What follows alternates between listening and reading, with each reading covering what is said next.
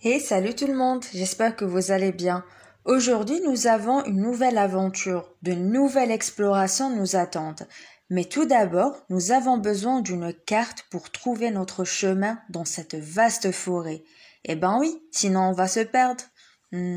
Voyons un peu cette carte. Mais attendez un peu, vous vous êtes jamais posé la question sur l'histoire des cartes et comment ils ont été réalisés? Et c'est quoi vraiment ce fameux concept, la cartographie? Et plein d'autres concepts qui attirent l'attention. Allez, on va les découvrir ensemble. Let's go!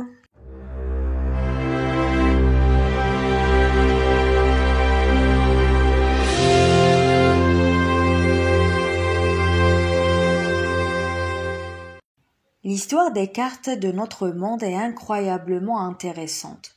Depuis des siècles, il y a eu apparition du concept carte. Les plus anciennes cartes se présentent sous forme de peintures murales dans les grottes ou bien des tablettes de pierre. Par la suite, les Grecs de l'Antiquité ont développé énormément la compréhension de la cartographie en tant que science importante pour la société en général.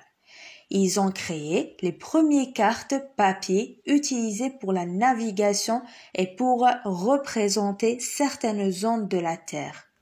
D'année en année, la cartographie a évolué et s'est développée, atteignant finalement l'époque actuelle sous la forme de technologies géospatiales avancées. Aujourd'hui, grâce à la technologie et au système d'information géographique, c'est ce qu'on appelle SIG, on verra ce concept prochainement.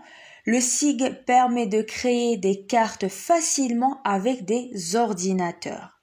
Mais la question qui se pose, c'est quoi vraiment la cartographie? La cartographie, elle est définie comme la discipline qui s'occupe de la conception, de la production et de la diffusion et de l'étude des cartes. Brièvement, c'est la science qui a pour but de réaliser et étudier une carte. Donc, elle englobe tout le processus de la création des cartes, depuis les premiers levés jusqu'à l'impression finale de ces cartes.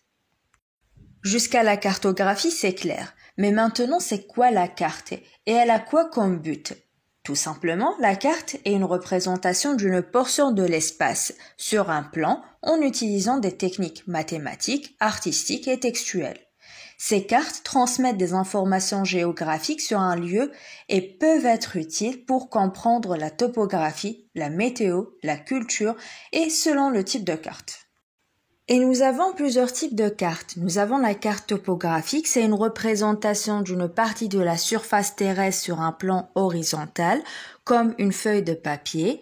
Elle montre les reliefs, les altitudes et les formes du terrain, les montagnes et les vallées, etc. Nous avons aussi la carte géologique, c'est une présentation des formations géologiques, c'est-à-dire les roches, d'une région sur un fond topographique, et cela permet d'identifier les types de roches qui affleurent à la surface. Ensuite, la carte pluviométrique, c'est la représentation des quantités de pluie tombées sur une région sur une période donnée par mois ou par an.